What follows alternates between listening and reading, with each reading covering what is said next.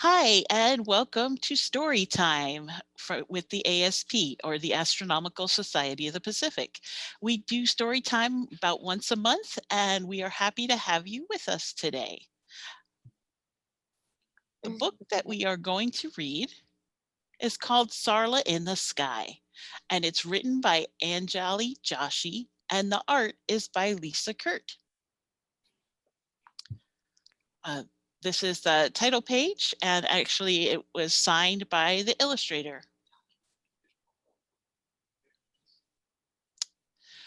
Sarla sat at her desk, staring at the blue sky. She saw birds over trees, soaring ever so high. I wish I was a bird, Sarla let out a sigh. Don't be silly, said Prem, little girls cannot fly. Her friend Prem was right, she knew. Sarla knew it to be true. Without feathers and wings, she simply could not do.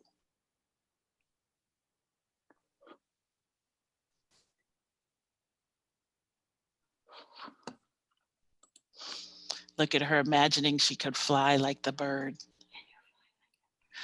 On very windy days, she would fly her blue kite. Sarla tugged on the string as it flew out of sight. I wish I was a kite, Sarla let out a sigh. Don't be silly, said Prem. Little girls cannot fly. That wasn't very nice. One dewy summer day, between thick blades of grass, Sarla lay daydreaming of planes that flew past. Hanging on a low branch, a small cocoon revealed the beautiful creature it had once concealed. The butterfly fluttered, landing on Sarla's nose, intently listening to the little girl's woes. I wish I was a butterfly, Sarla let out a sigh. Then just like that, I too would be free in the sky. It was at that moment Sarla realized the truth. The caterpillar must have felt that same way too. Prem, Sarla exclaimed, too excited to stay cool. If a caterpillar can grow wings, there's nothing I can't do. With those 5 little words, her small dream would transform. One day Sarla would fly. Of this fact she was sure. Prem just nodded his head, not knowing what to say. She was on to something, and that was as clear as day. Slowly days turned into weeks, and the months turned into years, and Sarla never lost sight of the goal that she held dear. And there's Sarla growing from a small girl to a middle-sized girl to all the way to almost a grown-up. The hurdles were many, and some people were mean. They told Sarla that planes had no part in her dream. Sarla, planes are for boys, the naysayer would say. To that, she calmly spoke, words won't get in my way. There's nothing about wings that makes them just for a boy. You should do whatever brings you the greatest joy. What a thrill it would be to feel the wind in my hair and soar through the giant clouds without a slightest care. Struck by Sarla's wisdom, a silence fell on the crowd.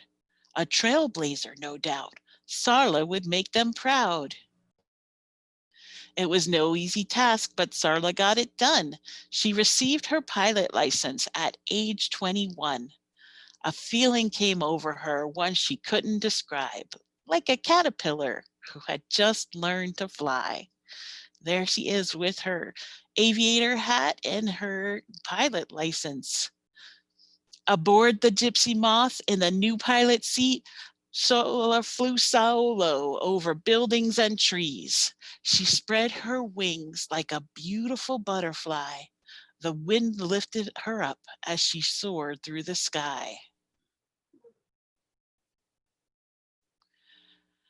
When Sarla's plane touched down, she could not help but beam. She had fought the odds and followed her big dreams. Sarla's oldest friend Prem came to watch the big show. As the months and years passed, he had watched her dreams grow. Below people gathered, they stared in awe and gazed. Sarla proved them all wrong, they exclaimed, simply amazed. In 1936, Sarla took her first flight, the first woman in India to go to such heights. She was the very first pilot. This is a true story in India in 1936. And we already read this page. Great. Prem is very excited and Sarla is very excited.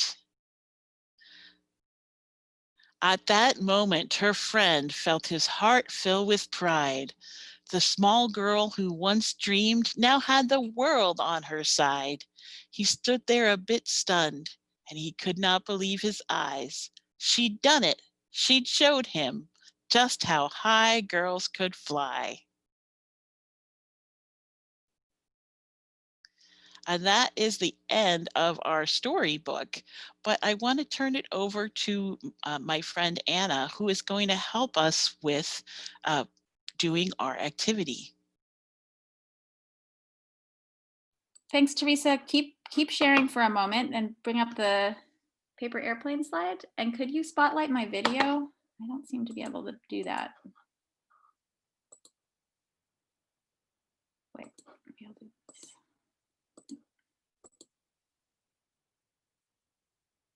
There we go. All right. Hi, everybody. So in the book, that main character, Sarla, learned how to fly an airplane. And that was in the early days of airplanes when not many people were flying.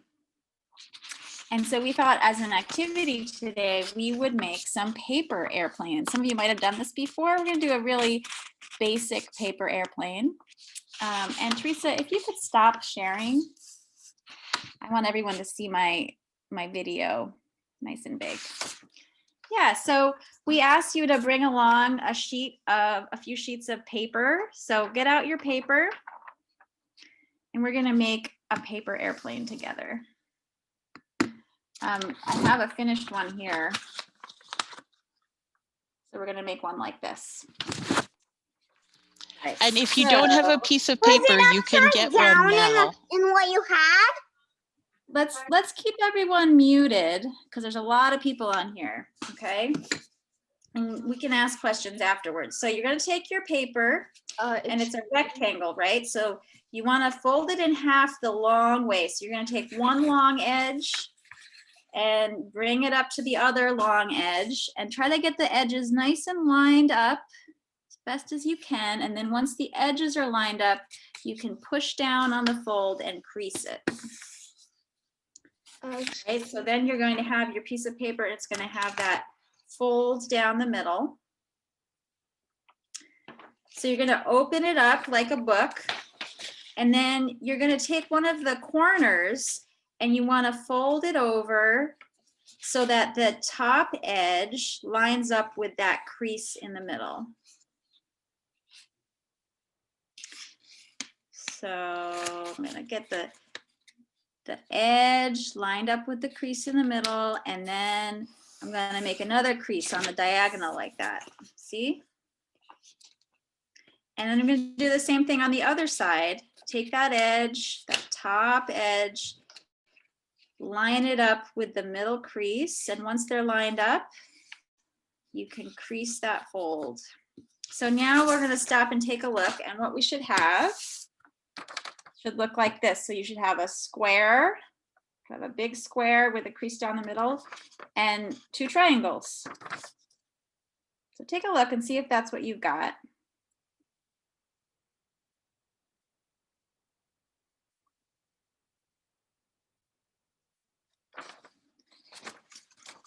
And then, so once we've got that, all right, we made 3 creases so far. I don't have paper. Okay, if you don't have the paper with you, you can try this afterwards with some paper. Okay, so we're gonna take it and we're gonna fold it back in half. All right, so those triangles will be on the inside. We're folding it along that middle crease. And then we're gonna take, so then you have a piece that looks like this. We're gonna take one of these diagonal edges. We're gonna fold it over, and you want that diagonal edge to meet up with the edge of the paper where there's already a crease, like this. Wait, what? So let me see if maybe I can hold it up. Could like you this. repeat that again? Yeah, I'm gonna repeat it. Okay, I'm gonna hold it up like this. So remember we had our, kind of looks like a house, right? A square and two triangles on top. And I'm folding that in half so the triangles go on the inside. And then I have a piece of paper that looks like this, right? It's almost a rectangle, but we've got this diagonal edge here, and that has two parts to it. So I'm gonna fold, I'm gonna take this diagonal edge, I'm gonna fold it down so that it meets this edge. All right, we want to line up those edges, and it's going to make a point, pretty thin point on the edge there. That's going to be the nose of your plane. So once you get those edges lined up, you're going to crease it. See, that's a long crease there. And then you're going to flip it over and do the same thing on the other side. So we're taking this edge and we're folding it over to match up with that edge and make a crease. So now we have something that looks like this. It's kind of starting to look like an airplane. I'm going to pause there and let everyone catch up so it looks like that. And then one last step is we have to fold down and make some wings. So to do that, you just take each side. We're gonna excuse fold me. it. Oh, sounds like someone might have a question. It's me, Ryan. Okay, you want to ask a question? Do I have to do the other side of the plane? The other side, I'm not. Can you say that again? He wants to see both sides of the paper, I think. Oh yeah, it looks the same on both sides. Okay. Excuse me. Yes. Sorry, this is rude, but I can't see anything because everyone's screens are all black. Oh, you don't need to see anyone else but me. And my screen I should be can't see bigger. anyone, including you. Maybe I don't you know are what- not on the Zoom anymore. I am. You might on- have a different window up than the Zoom window. Yeah, sorry about that. I think maybe I have Why to wait is this till the nigga end. hitting me? I'm gonna have to wait to the end to answer your questions, okay? So I'm gonna mute everybody. Okay, so the last step is going to be to fold down the wings. And you just wanna make a crease on each side. You can kind of decide just exactly how low your wings go. But I folded mine down like this. And then I have a paper airplane.